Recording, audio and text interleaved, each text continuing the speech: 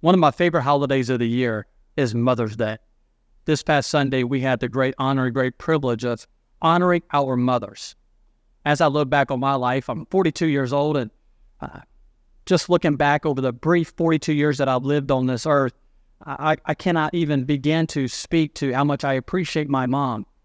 When you think about Mother's Day, you have to go back to pre-Civil War. You have to go back to Miss Jarvis, as Miss Jarvis was working to help some soldiers who were wounded, and she recruited several ladies in the area to help as they would work on many of these soldiers who were wounded in battle, and from that is how Mother's Day got started. And so when you think about the sacrifice of a mother, when you think about the love of a mother that she has for her children, Mother's Day really ought to be celebrated 365 days instead of just one. And I don't know, hopefully you did. Hopefully you let your mom know how much you appreciate her. If you didn't this past Sunday, shame on you. And I would encourage you to reach out to her today and just let your mother know how much you appreciate her. I have been looking forward to this episode of God and Country for the last several weeks, as we had scheduled a special guest to be with Reed Cooley and I tonight. I'm so thankful that we can have this guest on. Governor Bryant, we are so thankful, sir, that you can be with us, the 64th governor of the great state of Mississippi. And I want to say thank you I know you're a busy man. I know that your plate is loaded up and you have a million things going on.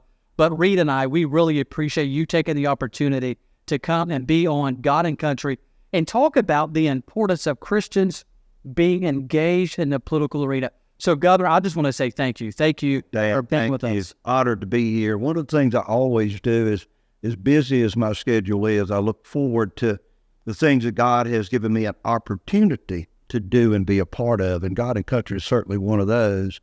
If it's a Sunday school lesson or to speak about my faith, I never turn those down. We always make time for that on the schedule, no matter how busy we are. Yes, sir. Well, Governor, thanks for being with us today. And Reed Cooley, as always, it's good to see you in studio. How you doing? You have a good Mother's Day weekend? I had a fantastic Mother's Day weekend. We pigged out for a bit on some crawfish, plenty of sweet tea, but there wouldn't be a Mississippi Mother's Day without those. So, that's right. That's right. Well, good. Fried chicken or catfish. Yeah, catfish will do. Well, the good thing is whenever we finish the recording the show tonight, we're going to have some fried chicken. Oh, wow. We'll have some fried chicken, some good old sweet tea and mashed potatoes. In the South, we can make any holiday about food. That's right. We do a good job of that. Right. For sure. Governor, one thing that I really appreciate about you as governor, you did a lot of great things for the state of Mississippi, but especially in the faith community. One thing that I as a pastor and I as a Christian, one thing that we really shoot to aim for, and especially with God and Country, is we really are shooting to get Christians to engage in the political arena. I believe this with all my heart, that the answer for America is not necessarily a political party. It's not necessarily the Republican Party. We know for sure it's not the Democrat Party, but the answer for America is Jesus, is Jesus Christ. And that's one thing, that I as a Christian and I as a pastor is we push and we urge Christians to engage in this political arena. And I believe that if Christians will engage in the political arena, I think that the right people will win elections, and I think that the right policy will get passed. And Governor, one thing that you was the champion of, you was a champion of life, and you stood for life, and you came under a lot of fire because of your stance on life. I mean, the media attacked you. I mean, a lot of people came after you, but you didn't waver. I mean, you stood unwavering, and you did not allow what the left will sing about you, and you didn't allow the media, their attacks on you. You didn't allow that to stop you from fighting for life. And I'm going to go back and talk about that a little bit, about your stance on life, because we all know that Roe was just overturned, and it's because of your legislation. It's because of your stance as a governor.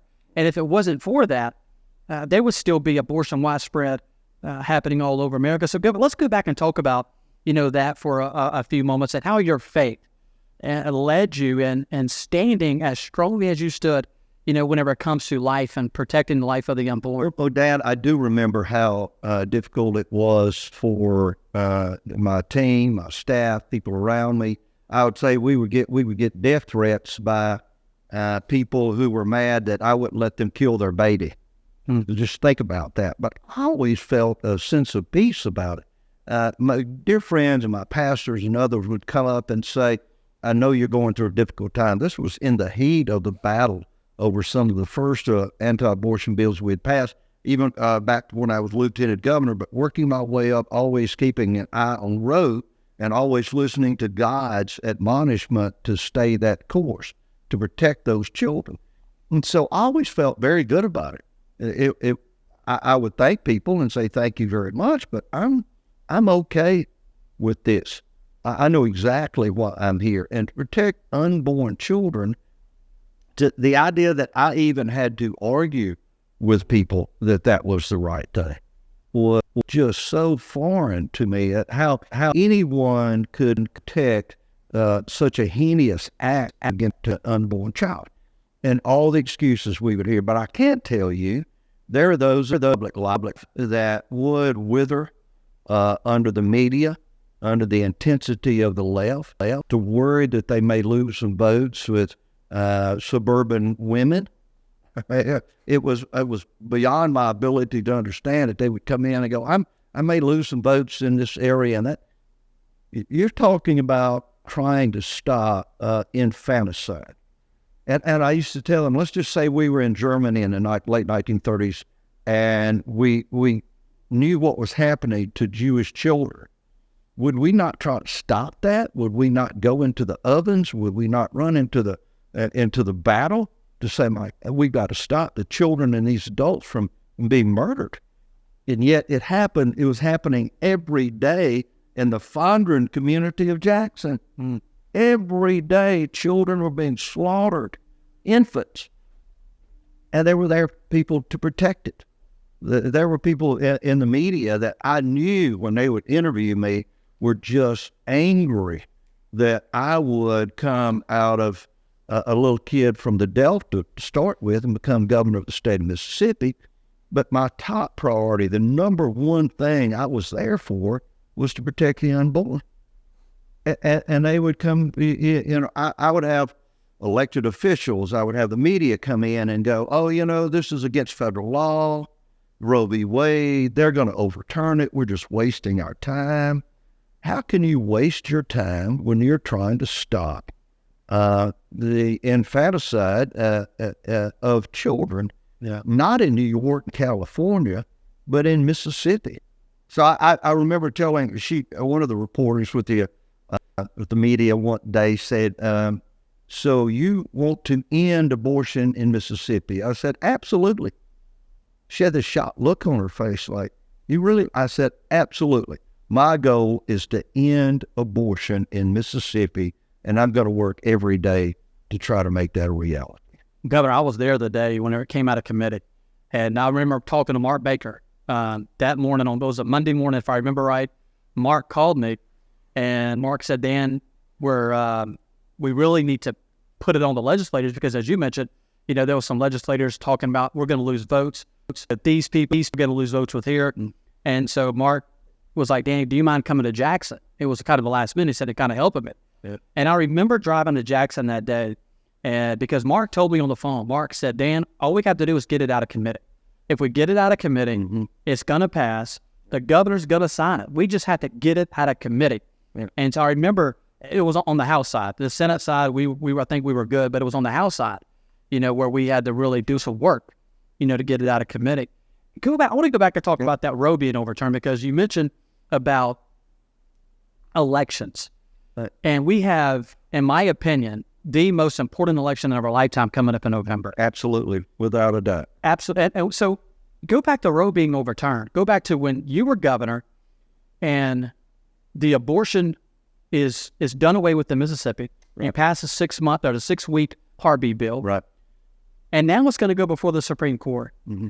If Hillary Clinton had won in 2016, President Trump was able to appoint 3 Supreme Court nominees to the Supreme Court bench. Right.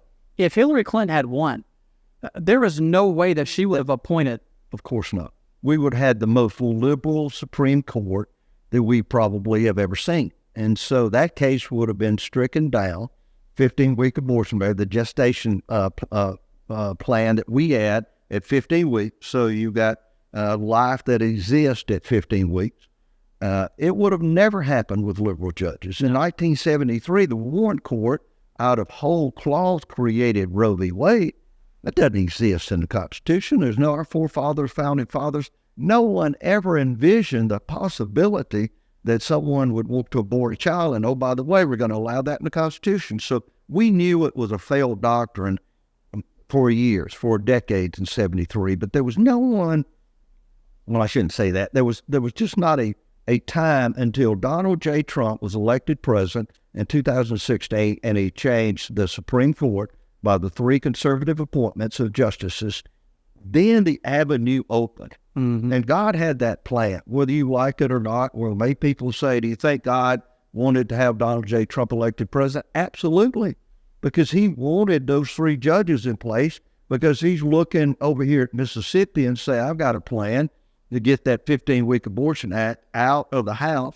I'm going to have to get Dan to drive all the way to the Capitol to help move some votes, and Mark Baker is going to be on there, and I will put words in his heart to be able to move people to vote that way. So 3 years from now we can overturn Roe v. Wade. I mean, isn't that amazing how God works? He didn't hit anybody with a bolt of lightning, but think of the thousands and thousands of children that are alive today because of those set of circumstances. And I always just felt how fortunate I was to be there at that time, to encourage, to help lead where I could, people who were insecure and uncertain. Can I vote for this? How will it look? You know, the media is going to attack us all. And I would say that's a badge of courage. The good Lord, I said, at least they're not feeding us to lions yet. That may come one day. But it was absolutely God's will that those circumstances take place. If Donald Trump's not in the presidency, we don't get the Supreme Court. Roe v. Wade is not only in effect, but I believe Hillary Clinton would have seen laws that would have moved abortion to a whole new level. That's right. Or it would have been what I call recreational abortion. It'd been available on every street corner. You don't want to be pregnant anymore? It's like going to the movies. Mm-hmm. And, oh, by the way, we're going to make the taxpayers pay for it. Yeah. All in the military and foreign nations. They would have reached out to other countries and said, you know, it's not right for the women of Kenya not to be able to afford abortions. So we're going to help pay for that. The evil devastation that would have brought to the world, it is simply beyond our ability to understand this now. So when I hear people now say, well, I don't know if I can vote for Donald Trump. Why? He said something that hurt my feelings. Go look at the hundreds of thousands of babies that are alive today. That should take care of any harm and hurt feelings that you might have over a mean tweet. Yeah. I like what my dad says. My dad says it. I've heard my dad say this many times. He said, when I vote for president, I'm not voting for a pastor. That's right. You know, I'm voting for a man that's going to lead this country. And that's what we want. We want somebody that's there, you know, that is leading this country, that loves this country. I've said this about Hillary Clinton, and I make no apologies about this about Hillary Clinton. I think Hillary Clinton is a modern day Jezebel. She, you know, for the Bible is evil. She's an evil person. Pure evil. Absolutely, she is. With no conscience, no soul. She may have a soul, but it's lost. And I would be terribly criticized for saying it, but that is the truth, the way we see it. Now, we have to love one another, and I pray that one day she would be saved, that she might reach a point in her life where she would say, it's a dark and terrible place I'm in, and only God can lead me out of it. How wonderful would it be for her to stand up one day and raise her hand and say, hallelujah, I have been saved. Yeah, that would be great. That's what we ought to be praying for. Hope the Holy Ghost is in here right now. Yes, sir. So, go ahead, Reed. Well, whenever everything was happening, you know, with the abortion bill here in the state, was there ever a verse or a chapter or a book of the Bible that kept coming to you again and again? You know, Isaiah, in 30 and 31, those that trust in the Lord shall mount up on eagle's wing. And they shall run and not grow weary, and walk and not grow faint. It just kept coming to me. It does not. Just in that just the idea of just mounting up on eagles and just not letting them wear you out. And that's exactly what it feels like. Media beats you down, you get so exhausted. It would be like I used to be a runner, and I would do everything I could to finish the last 25 or 30 yards hard. I'd push through as soon as I could see that finish line.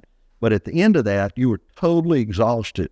I would have to kind of walk around and catch my breath. And that's where they want you. Media wants you to be. And what Isaiah is saying is, if you trust in the Lord, you're never going to be there. You're never going to be exhausted.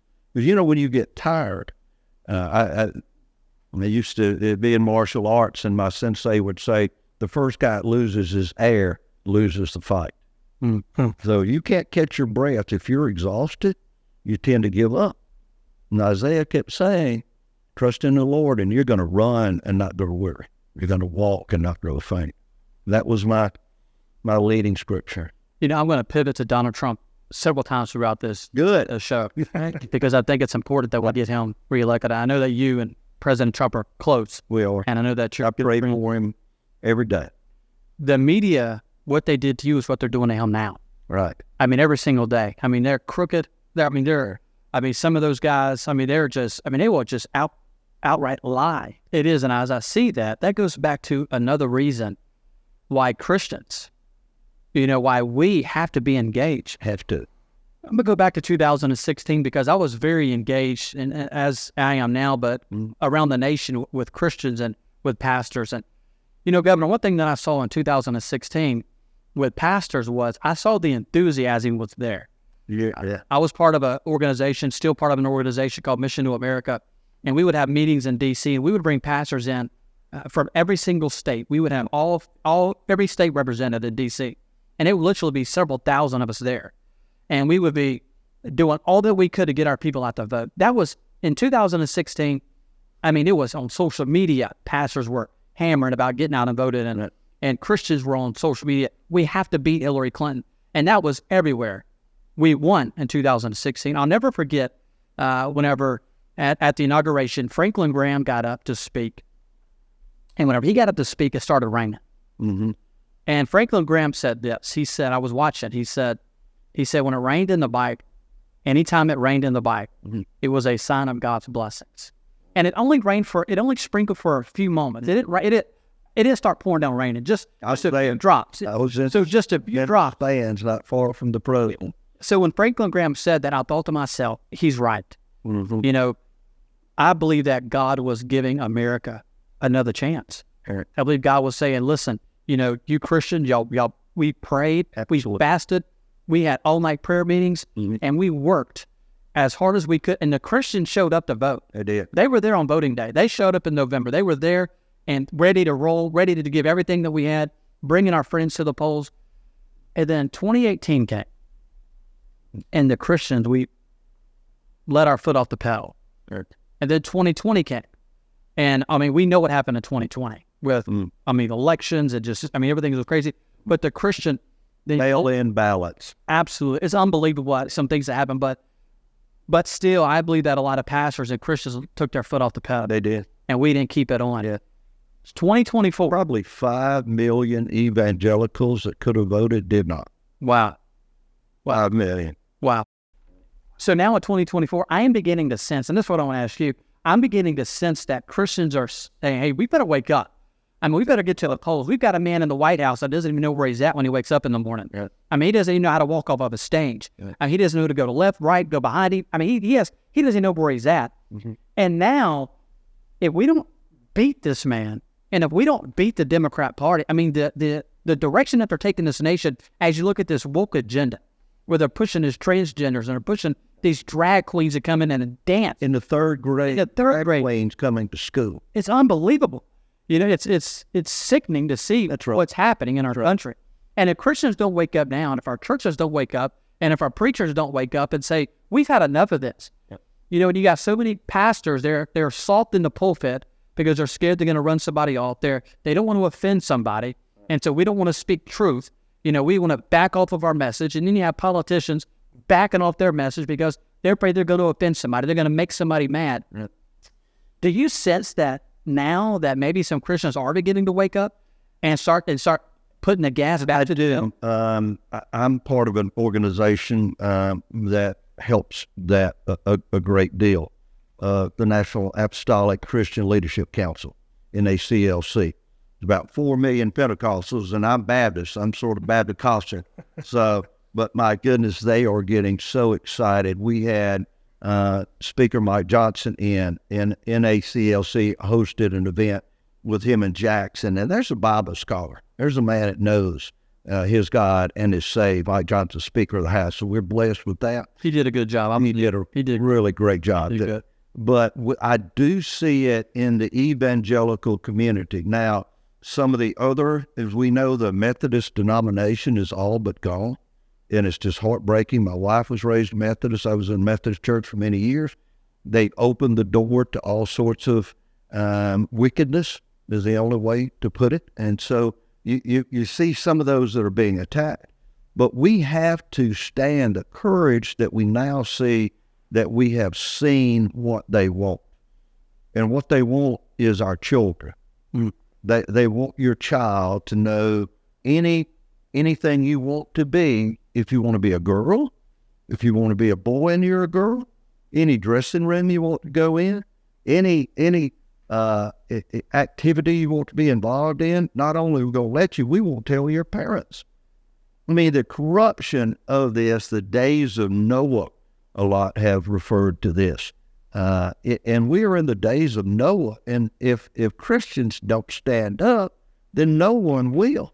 I go back to, as I said earlier, they haven't fed us to the lions yet, or they haven't put us in gas chambers. But what they have done time after time is send a SWAT team of federal agents to people's front door. Mm-hmm. The gentleman who was in front of an abortion clinic with his 10 or 11-year-old son. 2 years later, they came back and arrested him for trying to protect his son. He was being pushed and shoved. This is what Americans are now afraid of. I'm finance director for Donald Trump in Mississippi, so we raise money. I've talked to a number of very wealthy individuals that God has blessed that say, I can't give money to Donald Trump because the FBI would show up at my door. Wow. And think of what you just said. If you make a legitimate, honest campaign contribution to the Republican nominee for president, the FBI will come to your door. And they acknowledge that's a reality. In the United States of America. In the United States of America. Look what happens on college campuses. How many of these little spoiled brats that are on college campuses and outside agitators that are coming in saying from the river to the sea, destroy Israel, let the Muslim nation come in and Hamas and murder and rape every Jew and destroy it. On college campuses, they were at Ole Miss not 2 weeks ago. It didn't turn out so well for them at Ole Miss. It didn't work out too well for them at Ole Miss. Like, bring that to a small town. Leave that. Yeah, don't bring it to a small town. But they, I watched several videos of them singing the national anthem. They're great. And the one school were chanting Donald Trump. Donald Trump. And so I thought that was USA. And yeah. But how many people in America could they organize to cover their faces and put a Muslim scarf around their head and chant death to the Jews? And this is not shocking enough that any pastor will get in their pulpit and say, I want every one of you to be registered and go and vote. Look, the entire nation was founded on Christian principles. And our founding fathers would say, if we ever stop believing in those Christian principles, those rights ordained by God, then this republic will not work. It's the only thing that's ever held it together. Well, as we saw Speaker Johnson say the other day, what they've done is taken God out of it. So now all you have are people. And when people get to make the decisions every time they make bad, because they want to be in power. You get a small elite to tell the rest of them, I will take from them and give to you. Now, we may have to kill them. We may have to put them in prison, but you get whatever they got. You know what those people will do? every time they will say it sounded like a good idea to me, because God's not ordaining their thought process. They go to church and they hear watered down pastors saying, as long as you're not hurting anybody, it's okay with us. And for heaven's sakes, I'm not saying anything bad about the federal government, so I don't want them kicking open the door of my church and storming in here. That's where we're at in America. And if Biden gets reelected, it's going to get a lot worse. I don't think I could look at a government or regime anywhere else on earth and find one that is more evil than the Biden administration now. What you're talking about, the way that they're persecuting American people, busting in their doors in the middle of the night, hunting down January 6th protesters, it's absolutely evil, just violating constitutional liberty one after the other. United States Capitol, you can be arrested and sent to prison. Now, if you go to the Mexican border and you bring 5 pounds of fentanyl across, or whatever you might be smuggling across, well, you're okay. We'll put you in a New York hotel room. But for goodness sakes, if you walk into the Capitol on January 6th, we're going to put you in prison. It's hard to imagine where this country has come in such a short period of time. That's a short period of time. They have an agenda. Oh, absolutely they do. And it goes back to what you said a while ago. Their agenda is they're absolutely after our children. Yes. Last week, 2 weeks ago, our show was on the war against our children. And we talked about how they're trying to, they're infiltrating our schools. Mm-hmm. They have places in some of our schools where they will put a litter box because you have somebody that is transgendering into a... They think they're a cat, yeah. It's unbelievable what's happening, what's going on. And then they have these drag queens come in to our 5-6-year-old little girls and some pervert, dresses and in this drag, and then they get up and dance in front of our children. A 14-year-old girl is being raped in the girls' room by a transgender male. Yeah, on it goes. And last week we talked about the war against our Constitution. Right. And the Constitution, you mentioned a few minutes ago about the Constitution, there's 27 biblical principles that was written, within our Constitution. Several months back, I was preaching a message, and it was in St. Timothy Parish. They were trying to put some of these books in some of the schools that was just perverted. I mean, talking about things that no fifth grade ought to be reading about. Right. And so I got up on a Sunday morning, and I just, I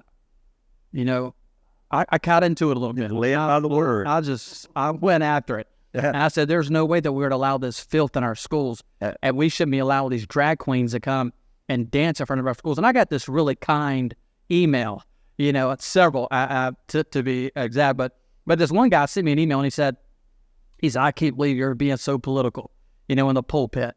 And you should to keep politics, out of the pulpit. So I emailed him back, I'm a very nice guy, and try to be very polite. So I emailed him back, and I told him, I said, I really need you to watch my next message, and you really need to watch it. So I got up on Sunday night and at church, and this has been a few months back, and I said, tonight I'm not going to be political at all.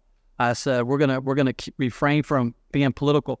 I said, but I didn't realize that standing against drag queens, coming in and dancing and talking to our 5-year-old little girls was political.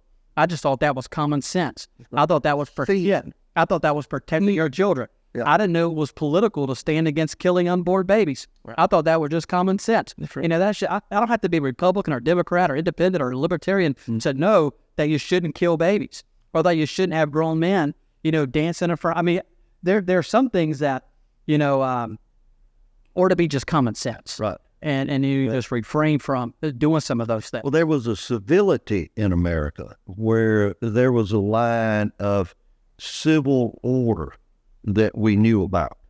And it was all biblical. Of course, you read the Ten Commandments was a good place to start. We just didn't let you kill people. Yeah. Sorry, you just can't go and kill people. You can't steal things from people.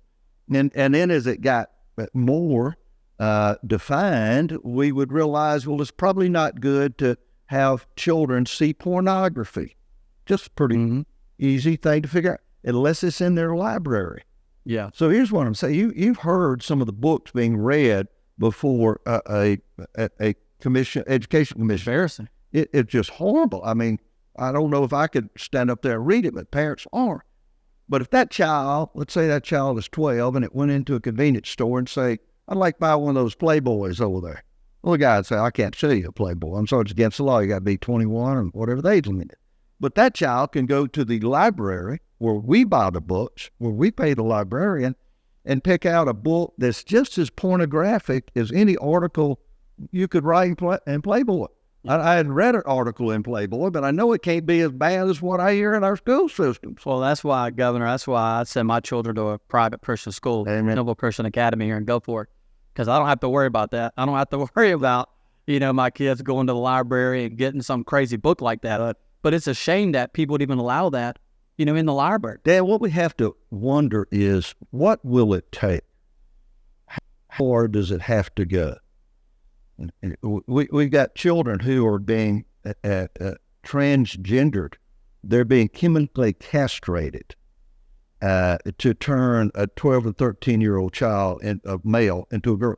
And their parents, there's some, I see some Hollywood parents that are embracing that. Oh, I dress my little boy like girls. So that's not shocking enough. People go, oh, yeah, that's really bad.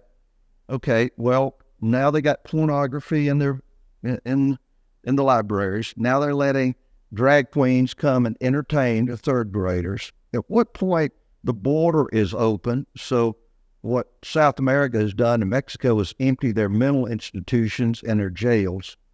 So a little nursing student in Georgia gets raped while she's out running. There's no telling how many rapes and murders and homicides are taking place by the 10 to 12 million illegals that have crossed that border. 52,000 Chinese, military age Chinese, that's 52 battalions. And what are we worried about? Well, most parents, if you talk to them and they're in their 30s or 40s, they're worried about the soccer schedule or how I can get the kids to dance class. You just want to shake them by the lapel and say, you need to pay attention to what's happening. There are a few of us that continue to stand. I'll be 70 years old in December. When my generation passes on, then who's going to stand? Where are the men that the man bun crowd's going to stand up with their ARs and defend their home and property? I don't think so.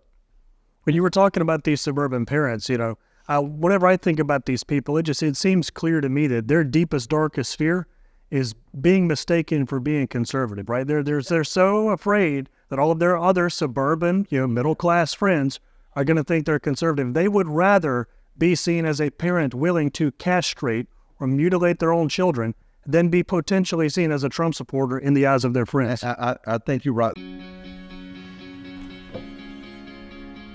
Looks like you've been sleeping well. Megan, he's back. The My Pillow guy. And you're looking good. Still feeling good. Well, just when you thought it couldn't get any better, we've got the best pillow ever, My Pillow 2.0.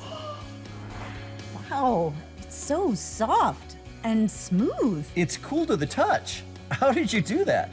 Well, we took My Pillow's patented fill and combined it with this new technology that we didn't have back then when I invented My Pillow to bring you the best pillow in history, My Pillow 2.0.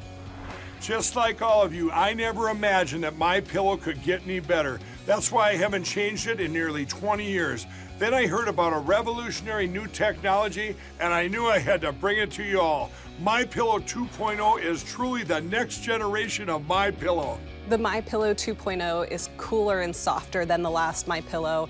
It is so comfortable to sleep on at night. I look forward to going to bed, and I wake up well rested in the morning. Sleep is all about temperature and height. My Pillow 2.0's patented adjustable fill is going to give you the exact individual support you need from your head to your bed.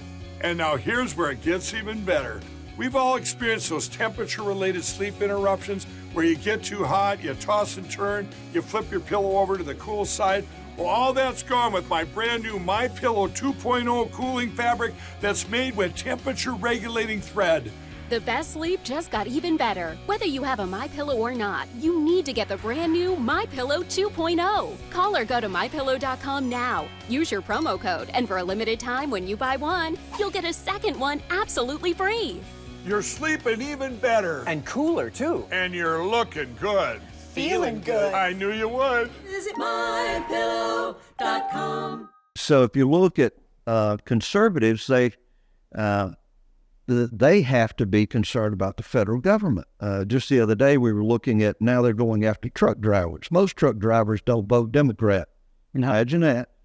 But they have figured out a way to use a federal government, the Department of Transportation, to determine how much fuel additive you have that will reduce carbon. So they stop your truck and pull the fuel, and if you hadn't put enough product in there, then they pull your license.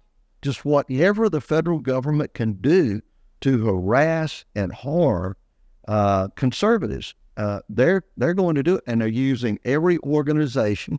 There's Environmental Protection Agency, Department of Energy, Justice Department. Their whole goal just now is to go out and attack conservatives and register liberals to vote. Yeah. So going back to all ago, you were talking about crossing over, coming over the border. Right. I'm a big proponent of building a wall. Absolutely. I think we are to build a wall 100 feet high, 10 foot deep in the ground, put concrete barricades, and then Razor wire is pretty effective. razor wires, guys on top with the AR-15s, Yep. and then have alligators in the river. Do you want it to stop? I want it to stop. I don't want people coming over illegally. I am for legal immigration. Right. Absolutely. I am for people coming to the United States of America. Look, if I lived in Mexico or if I lived, I'd be doing everything I could to get here. I'd hire me a good lawyer like Ben Bowden, who just walked in, and I'd be trying to get to America. The land of the free, the land of the brave. But I don't want people coming over illegal. Yeah. And so in 2012, you signed some legislation requiring voters to show identification. That whenever you go vote, you pull out your ID and you show your ID. I went to state convention Saturday in Jackson for the Republican Party. Mm-hmm. When I went to get my credentials for the state convention, the gentleman behind the chair knew who I was. We've talked on the phone. We've had lunch together. We've been to meetings together. He knows that I'm Dan. But he asked me for my driver's license. Good for him. And I wanted to hear your driver's license. And so I pulled out my driver's license and I handed him my driver's license. When we had our county convention here in Harrison County, the guy behind that was taking credentials is Tom Carpenter. He is my friend. Tom and I, we have stood meetings together. We have been to lunch together. I mean, we have spent a lot of time together. When I went to get my credentials from Tom, ID? he wanted to see my ID. Tom, don't you know who I am? He's like, well, this is the Republican convention. This ain't the Democrat convention. There you go. And so when people go vote, I mean, isn't it just common sense to show your ID? And what was that, 2014? We passed that bill? 2012. At 12. Yeah. I think it was the first year I was governor. That's right. Have you heard anyone filing a lawsuit, anyone on television that said my rights were taken away from me? Any lies backed up at voting places? Any African Americans coming out and say, oh, it's just, no, none. All of the horrible things that the Democrats and the media said, I was going to put Jim Crow back in place. I was going to harm all of these African Americans because, well, they have a driver's license or they couldn't drive here. If not, we said the state will give you free at no cost a photo ID. All you got to do is present it. Now it is so commonplace that nobody argues about it anymore. But it took, I think I began to try to do that when I was lieutenant governor in 2008. Took 5 years to finally overcome the liberal lies and deceit of how this was a Jim Crow, a white supremacist act. No, it's not. It's just we want to make it easy to vote and hard to steal. Yeah. And that's just simply, but I tell you, that common sense is a superpower.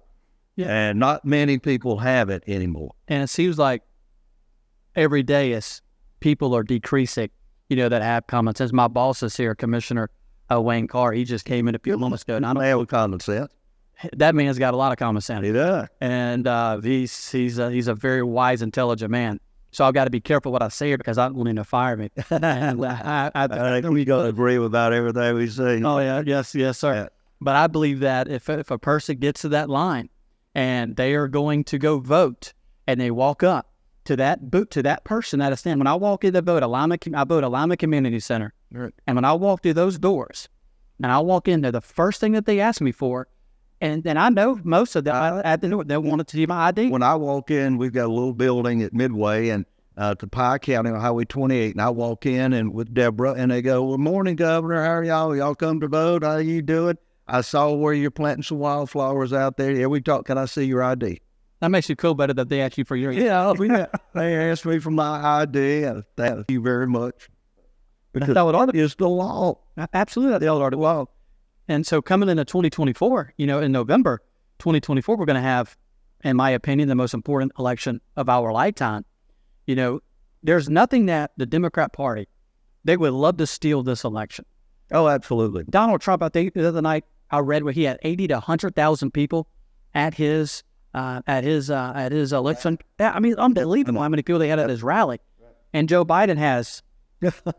We have more people in the house, than Joe Biden has at his rally. There's no way that man could win a presidential election. But what the Democrats have done is they understand the mechanism of an election. They don't care if he can give speeches, if he's qualified, who his running mate is, or they'd have never picked Kamala Harris. All they care is, can we get enough people to vote, doesn't matter if they're qualified or not, to be able to win this election. In 19 counties across America is what they need. They need to win 19 counties, a lot of them in those swing states in Michigan, Wisconsin, Illinois, Pennsylvania, even Georgia now, which is shocking. Georgia can be a challenge. So they're looking at those 19 states and saying, if we get 4.5% more of the vote in these 19 counties, then we can win. They don't care about Mississippi or Texas or Tennessee. They forget about that. They don't have to set up campaign headquarters. You won't see any Joe Biden yard signs. None of that. They want Michigan and Wisconsin. So what has he got to do? All right, so Wisconsin's got a heavy Muslim population. Minnesota, he's got to try to cater to the Muslims by saying, I'm going to withhold weapons from Israel, withhold weapons from them, unless they do what I say and leave Gaza, leave Hamas alone. Let Hamas, even though they've got 150 of your men, women, and children that they still are capturing, I'm not going to let you have the weapons to go and prosecute that war. Unbelievable. And we just let him get away with it. There's just, America might re-elect that man. Yeah, I believe that we are to give Israel, and I don't know, hopefully our opinions don't disagree on this, but I think we are to give Israel any and everything. Whatever they need to destroy. We talking about destroy. Yeah.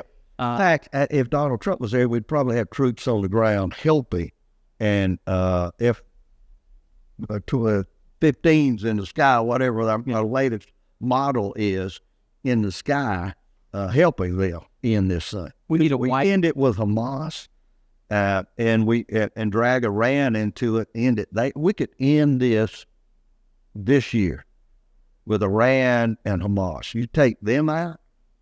I've been to Saudi Arabia, met the Crown Prince. He said, tell the president, this was when Donald Trump was president, he said, we want to be the best partner you've got in the Middle East and Saudi Arabia. We could end this, but because Joe Biden needs 4.5% more votes in Minnesota and Michigan, he's going to try to stop Israel from destroying terrorists. With that said, do you think there's a very real case to be made that maybe the Muslims might actually have more influence in our next election than even the Christians? I think absolutely they will. And that should be a terrifying thought, should it not? You think Joe Biden cares about Christians? Like he cares about anything we think? No, he has got to have the Muslim vote. Absolutely. You just said it. The Muslim population that we've allowed to move into this country over the last 5-6 years could decide who the next president of the United States is going to be. That's scary. It's a sobering thought. What's going to happen after that? So what if they're in charge, if they say, we got you elected, Joe Biden and Kamala Harris, but here's what we want. We want to go to those Baptist churches. We want to go to those people that are conservative Christians and stop them so we don't have to fight them every 4 years. You know what the president said? You know what he said the number one threat to America is? MAGA voters. He stood in front of Constitutional Hall with those red lights in the background and said 3 or 4 times the MAGA voters. He called us MAGA extremists. MAGA extremists are the greatest threat to America. So if you know what the greatest threat to America is, what do? You try to take it out. You try to neutralize it. And I hope every Christian that is home watching, every single Christian, every person that lives in the United States of America, and you call yourself a Christian, every single one of us are to be doing everything we possibly can to make sure that every single person that we know, every person that we go to church with, every single person that our children play soccer with, or Little League baseball, or Little League football, or what you go to the grocery store with them, every single one of us, we need to be doing everything we can to make sure that every single person gets out and votes in November. There should be no excuse for any of us not to get out and vote. We're privileged to live in Mississippi, and I believe it's my opinion, I believe it's the greatest state in the United States of America. And so there's a lot of things that I don't worry about in Mississippi, like they might be worried about up in Michigan. I'm just not worried about, I'm not worried about the police coming in our churches in Mississippi. I mean, we have awesome law enforcement. We have just great sheriffs, and we got our governor, obviously. And so we have in Mississippi, I'm not worried about them coming in here. Not today. I'm not worried about that. But in Michigan, where their population of Muslims is a lot higher, especially in certain parts of Michigan, and then some of these other states, they are worried about that. And because of that, Christians, we got to get out and vote. That's what this show's all about, God and Country. It's about getting Christians fired up to engage in the political arena. So many Christians have left the political arena. And that's why you have these drag queens coming in and they're trying to take over. And a lot of that, I go back to churches have gone soft, preachers have gone soft. We're worried about making somebody mad. We're worried about offending somebody. We can't be worried about offending somebody. You're going to offend somebody to just stand for. I don't think Jesus worried about offending people. Absolutely not. When he called the Sanhedrin brood of vipers, when he fashioned a whip and ran them out of the temple, everybody go, oh, well, Jesus loved everybody. Yes, he did. But he would tell the truth quicker than anybody I knew. Absolutely. He turned the tables over. They because they were time for us to turn a few tables over. It's time to. But it goes back to a lot of people want a seat at the table, and they want to see that a table needs to be thrown on the yard.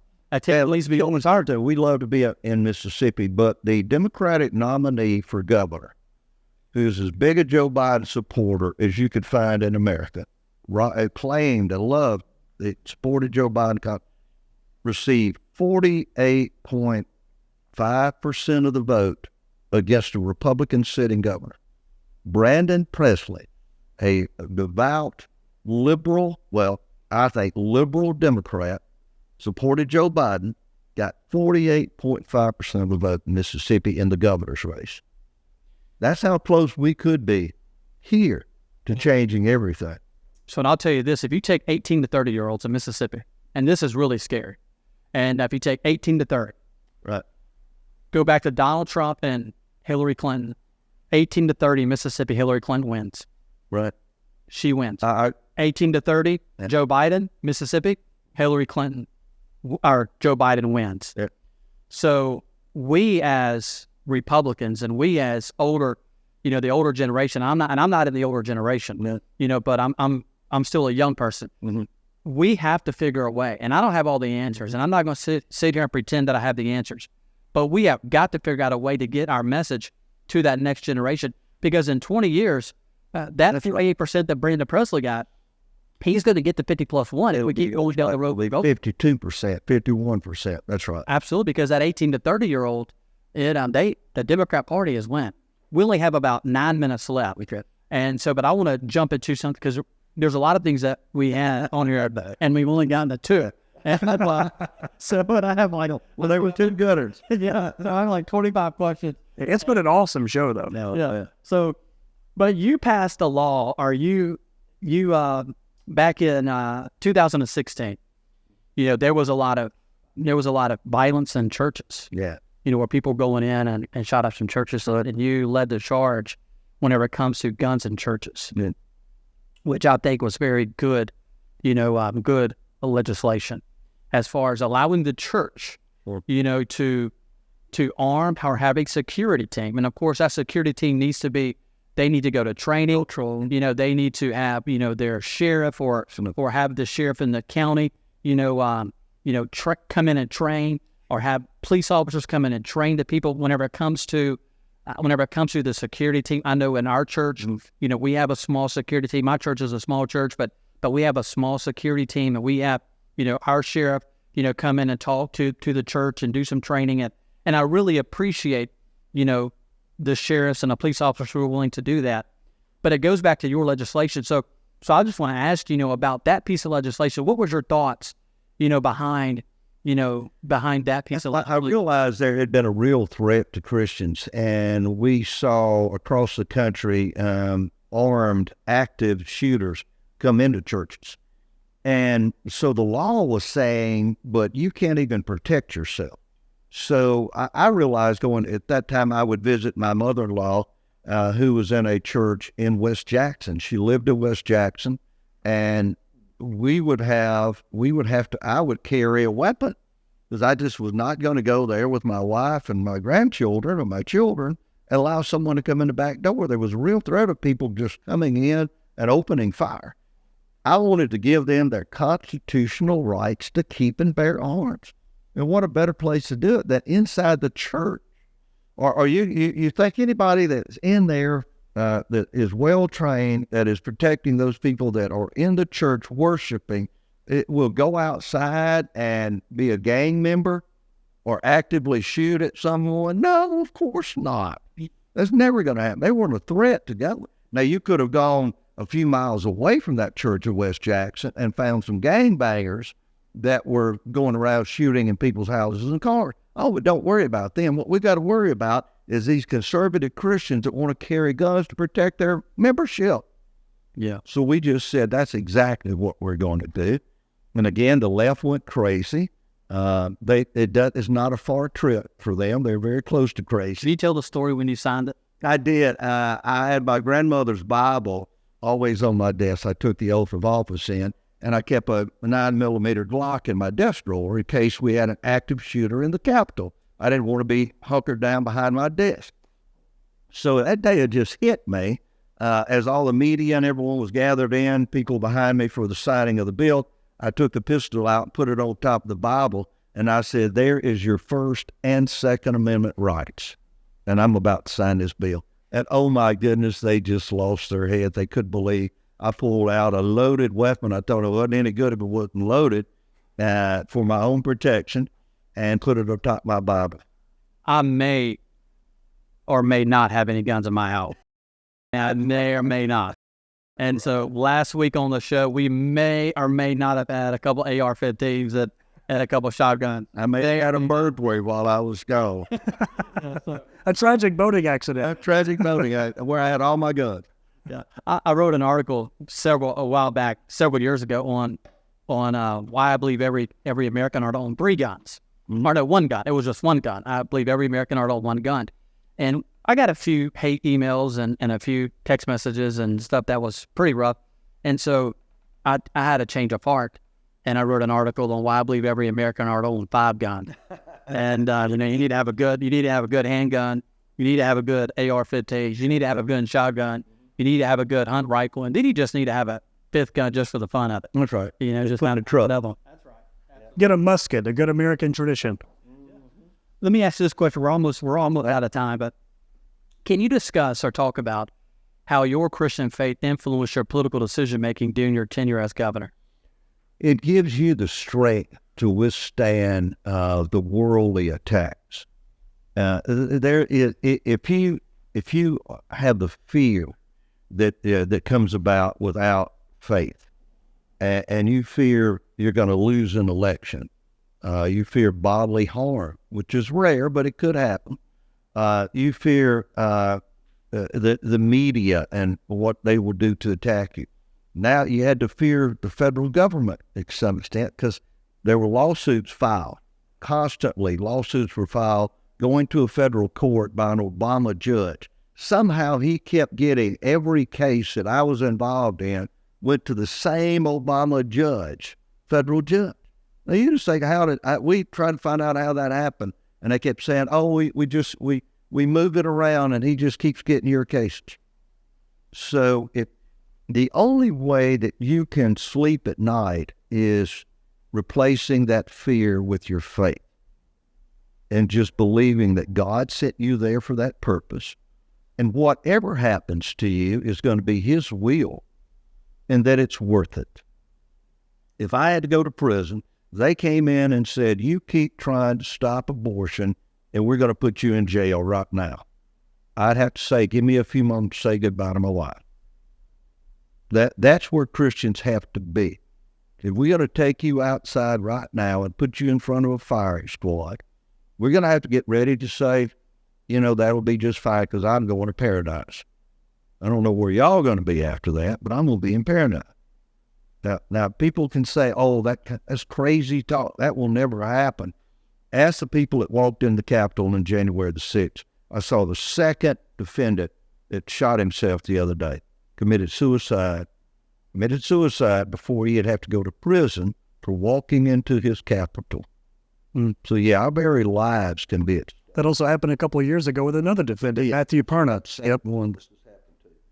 But my faith in God, you might bend like that big old tree out there in the wind, but you're not going to break. Yeah. We have time for one more question, and then I'll close this out, so I'll let you ask. You go ahead. What do you, looking back, what do you consider to be the most significant lessons that you learned about leadership, governments, and intersection of faith and politics during your tenure? What would you say is a great? I think you learn that you have to have the ability or the blessing. God has to help you get enough other people to help you achieve your dream. I could dream and hope and pray that we were going to end abortion in Mississippi, and I could do that all day long.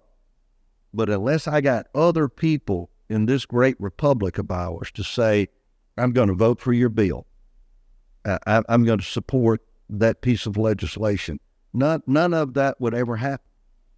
And so it was a matter of being able to see the heart of the good men and women in the Mississippi legislature and in the statewide elected positions, see their heart and encourage them to stand for a principle.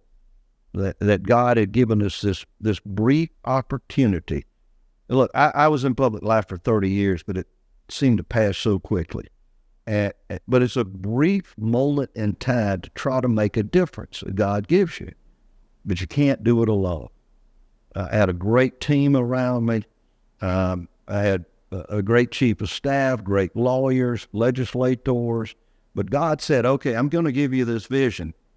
But, if Moses had gone and all of them had said, we ain't following you, we'll stay right here, even after all that had happened with the plague, Moses would have been by himself in the desert. So you've got to convince people, just follow me. If you can follow me, but follow what God has given me the opportunity to show you, and we can follow him together. So when you say great chief of staff, you're talking about before Joey Sanji? I had 4 great chiefs of staff. Before Joey, and after Joey. But seriously, the team that we put together was probably the best staff any governor ever had, and that meant in everything. Well, listening to you talk about that last bit, you sound a lot like my boss, Commissioner Wayne Carr. And, he has a vision and things that he wants to accomplish. And it's good, it's really good whenever you have a leader, that is leading in that role. That's about the people. That's about the citizens. Mm-hmm. And one thing that he constantly, says to us and in our meetings and things that I hear him constantly talk about is it's about the citizens. That's right. It ain't about me. I've heard him say that. It's about the citizens. Yeah. It's about the decisions that we make today. It's going to affect our citizens. And I appreciate that about, Commissioner Carr, who's my boss, and it's been a joy working, alongside him, over the last several months, and really looking forward to seeing all the great things that he accomplishes. The sovereigns, and we are the servants. Yeah. That's why we're called public servants. And if we ever forget that, we are all in trouble. Well, Governor, we're running out of time, but is there anything else you'd like to, any last message? No, I want to say thank you. This is amazing to be able now. We talked earlier, Reed and I, about how we've got to meet the liberals on their own battlefield. And that starts with the media. So what people see on television, what are they reading, what are they hearing? I mean, we have to encourage them to watch your program and say, Dan feels like I feel. He's reinforcing what I thought, because what they want you to believe is, if you're a MAGA extremist, if you believe in God, if you carry your weapons, if you make your children go to church on Sunday, then you're the greatest threat to America. And so you think, am I something wrong with me because I believe in all those things? Of course not. You're an American. That's what's happening to you. Well, I could tell you, one thing about the show, this is our 8th one, so we're learning still as we go, and Reed has done a really good job, him and Jim, behind the scenes getting the message out. And so we really enjoyed, just trying to get out the message of, it's important for Christians to engage in the political arena. And there are so many Christians, they feel like either one, that nobody thinks like them. And you hear and you say, other people see, and it encourages other people to get involved. That's exactly right. You encourage me, you encourage Reed, you're going to encourage our, the audience that's watching, because Christians can make a difference. That's right. They can make a difference. Yeah. And so thanks for coming on our show today. Really honored to do it. Thank you. We'll love to have you back again later. Absolutely. Once again, I'll just say as we close out, really appreciate each and every one of you for watching our show. If you haven't already shared, Facebook, Twitter, Instagram, across our Substacks, even on Mike Lindell, His Glory, all of the different platforms, where this TV show is broadcasting. It really helps us whenever you share. None of the social media platforms likes our message. So the algorithms are against us. And so anytime you share, it really helps us as far as getting out our message, the message of life, the message of liberty, the message of pursuit of happiness, the message that Christians can engage. And we need every Christian in these United States of America to engage in the political arena. It's important. We need you. So once again, thanks for watching. Thanks for tuning in. God bless you, and God bless the great United States of America. Hey guys, it's Reed here. I don't say this about a lot of people, but I have to say Mike Lindell is a real patriot, and we could not be more thankful to him and MyPillow for sponsoring today's episode of God and Country. Remember, go to MyPillow.com and save huge on a great night of sleep by entering the promo code Midnight Ride. Thanks.